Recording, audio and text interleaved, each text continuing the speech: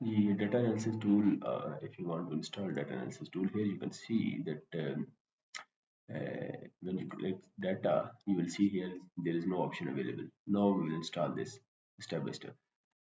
You can go from here, you can click the file, and then here is the option, and here you can see you will click the add-on, add-ins.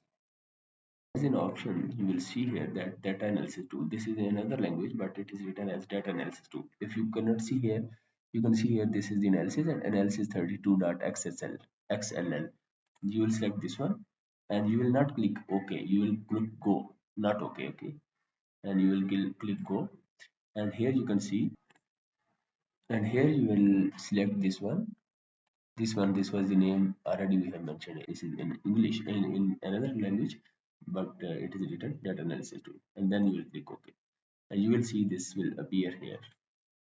Now you can click on this data analysis and all the analysis, ANOVA and single factor, two factor, and simple different functions you can perform here now.